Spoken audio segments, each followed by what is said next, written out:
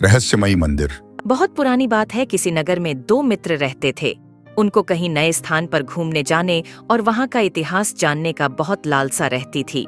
एक दिन उन्होंने एक योजना बनाई कि इस बार दक्षिण भारत के राज्य तमिलनाडु के एक गांव मणिपट्टपुरम में एक रहस्यमयी मंदिर है, वहाँ जाना है। दरअसल उस मंदिर में कोई भी नहीं जाता था। पहले लोग वहाँ मंदिर में पूजा अर्चना करने जाते थे, परंतु उसमें कई लोग जो दर्शन करने गए थे रहस्यमयी तरीके से गायब हो गए। उनकी बहुत तलाश की गई, परंतु वह कभी भी नहीं मिल सके। ऐसा उन दोस्तों ने जाना तो उनका मंदिर जाने की लालसा और भी तीव्र हो गई। तभी एक दिन जाने की योजना बनाते हुए रेलगाड़ी की टिकट आरक्षित करा ली। कुछ दिन बाद यात्रा का दिन आता है। वो दोनों अपने साथ कुछ खाने पीने की वस्तुएं और जरूरी सामान लेकर वहां से रवाना हुए। 2.5 दिन की यात्रा के पश्चात आखिर वो अपने गंतव्य स्टेशन पर पहुंच गए। जब वह रेलगाड़ी में से उतरे तो दोनों मित्रों की आंखों में बहुत चमक थी, क्योंकि वह मंदिर वाला रहस्य जानने उस गांव में पहुंचने वाले थे।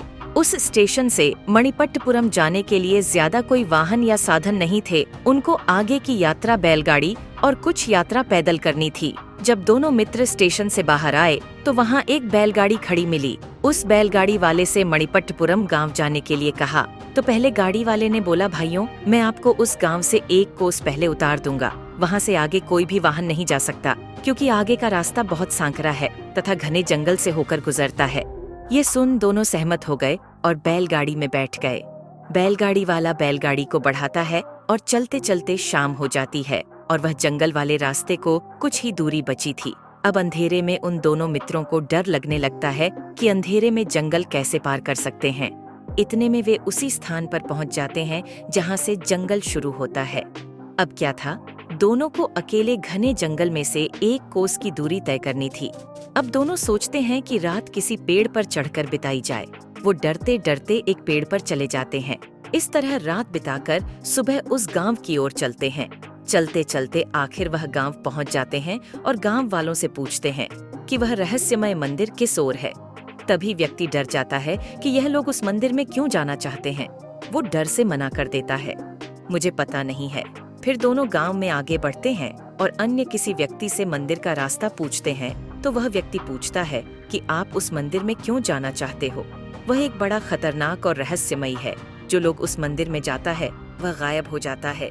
तभी यह सुनकर दोनों मित्र एक स्वर में बोले कि यही देखने तो आए हैं कि उस मंदिर में आखिर ऐसा क्या है। वह व्यक्ति बोलता है, अच्छा ठीक है, और रास्ता बता देता है। वह दोनों बताए गए रास्ते पर पहुंच जाते हैं और आखिरकार उस मंदिर में पहुंच जाते हैं। उस मंदिर के आसपास बड़ी बड़ी झाड़ियां और मंदिर में बहुत धूल थी। उस धूल को देखकर ऐसा लग रहा था कि मंदिर के प्रांगण में मोटी मिट्टी की चादर बिछा दी हो। तभी दोनों मंदिर में प्रवेश करते हैं। उस मंदिर में उन्हें कुछ भी नहीं हुआ। वह सोचते हैं कि इस रहस्यमय मंदिर में हमें तो कुछ भी नहीं हुआ। तभी उनको धीमी धीमी कुछ आवाज सुनाई देती है। बहुत चुपके से मंदिर के बराबर से मंदिर के पीछे की ओर जाते हैं तो पता चलता है कि वहाँ एक डाकुओं का ग्रुप है जो लोगों को पकड़कर बाहर ले जाते हैं और उनकी तस्करी करते हैं। फिर दोनों आपस में बात करते हैं कि यहाँ मंदिर में कोई रहस्य नहीं, यहाँ डाकुओं का रहस्य दिखाई देता है, और दोनों हंसते हैं। ये सब देख दोनों उल्टे पैर गांव की ओर आ जाते हैं और उसकी सूचना गांव के मुखिया को देते हैं। मुखिया बोलता है कि इन डाकुओं की ही चाल थी कि मंदिर में जो लोग आएंगे तो उन्हें डर से भगा देने की, क्योंकि वह इस बहाने वहाँ काला धंधा कर सकें, और जो लोग गायब हुए थे वही इन डाकुओं ने कहीं बेच दिए होंगे। इस तरह गुस्साते हुए मुखिया ने एक योजना बनाई कि इसी रात को सभी गांव वाले मिलकर और जिसके पास जो हथियार है साथ में ले जाएंगे और सभी डाकुओं को मार भगा देंगे। रात होते ही सभी गांव वाले अपने अपने हथियार लेकर तैयार हो जाते हैं। जैसा जिसके पास हथियार होता है वैसा ही लेकर एक स्थान पर खड़े हो जाते हैं। फिर एक बड़ा कारवां उस मंदिर की ओर बढ़ता है और वहाँ पहरा दे रहे डाकुओं को तथा साथ ही सभी सो रहे डाकुओं की ईंट से ईंट बजा देते हैं। इस तरह पूरे मंदिर की सफाई व निर्माण कार्य शुरू होता है।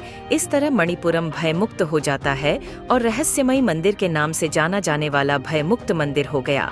फिर सभी लोग मंदिर के दर्शन के लिए तांता लगा रहता और उन दोनों मित्रों को बहुत बड़ा उपहार देकर गांव से विदा करते हैं। इस कहानी से हमें यह शिक्षा मिलती है कि किसी के द्वारा नकारात्मक बात फैलाने से बचें तथा आत्मनिरीक्षण के माध्यम से सही और गलत की पहचान करना चाहिए। और अगर आप सच्चाई को नहीं जान सकते तो नकारात्मक बातों को फैलाने से बचना चाहिए। यदि उस बात की परख नहीं कर सकते हैं तो उस नकारात्मक बात को कभी भी न फैलाएं। एक समृद्ध समाज के लिए सामूहिक एकता और साहस का महत्वपूर्ण है। सत्य की पहचान के लिए लोगों को मिलकर काम करना चाहिए ताकि वे भ्रष्टाचार और अन्य अनैतिक गतिविधियों को नष्ट कर सकें। दोस्तों, आपको ये वीडियो अच्छी लगी हो तो कृपया लाइक करें और इसी तरह की ज्ञानवर्धक वीडियो को देखने के लिए हमारे चैनल टेल्स हार्ट को अभी सब्सक्राइब कर लें।